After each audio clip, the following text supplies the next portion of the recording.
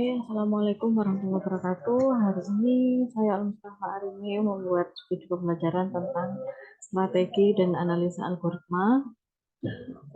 Untuk algoritma ini sejarahnya itu berasal dari Pak Abu Ja'far Muhammad Ibnu Musa Al-Khwarizmi, yaitu seorang ilmuwan Persia yang menulis kitab Al-Jabr wal Muqabalah, yaitu sekitar tahun 825 Masehi. Kemudian definisi dari algoritma itu sendiri yaitu alur pemikiran dalam menyelesaikan suatu pekerjaan yang dituangkan secara tertulis.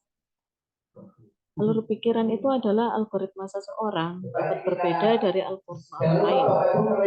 Kemudian tertulis yang artinya dapat berupa kalimat, gambar, ataupun tabel terbentuk.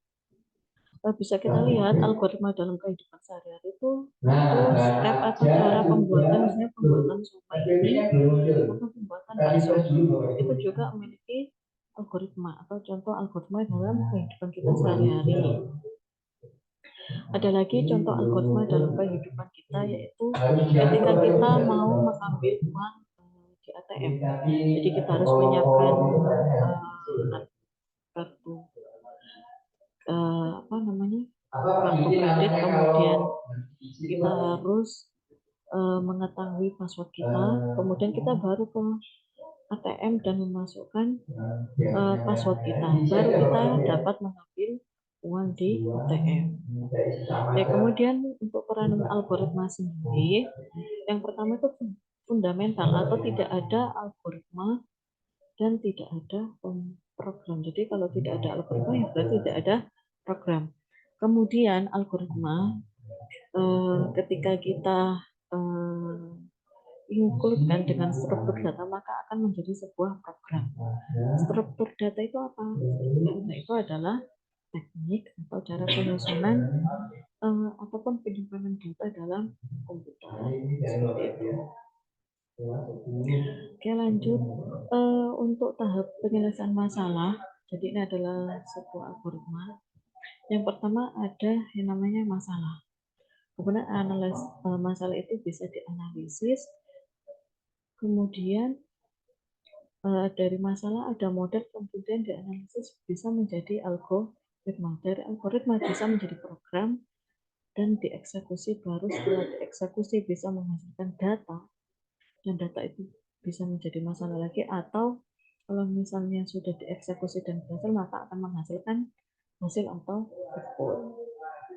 Nah, untuk suatu algoritma yang terbaik, yaitu suatu algoritma harus menghasilkan output yang tepat atau kita sebut dengan efektif dalam waktu yang relatif singkat dan penggunaan memori yang relatif sedikit atau efisien. Dan juga prosedurnya berakhir baik dalam keadaan diperoleh suatu solusi seperti itu.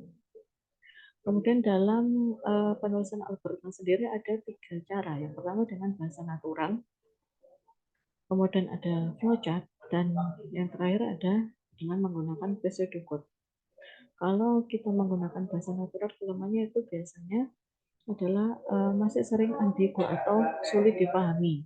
Kemudian kalau flowchart itu lebih baik karena kita menggunakan alur algoritma dapat dilihat secara visual. Kalau pseudocode itu lebih mendekati sebuah bahasa pemrograman. Ini adalah contoh sebuah prosedur atau algoritma ketika kita akan mengirim surat kepada teman. Jadi ada kita menulis dulu, kemudian mengambil amplop, kemudian masukkan amplop surat ke dalam amplop, kemudian bisa melekatkan amplop, kemudian baru tulis alamat yang dituju dan alamat kita. Setelah itu kita meninggalkan kartu dan baru kita bawa ke kantor seperti itu. Mungkin sekian yang bisa saya sampaikan tentang analisa algoritma. Semoga bermanfaat. Wassalamualaikum warahmatullahi wabarakatuh.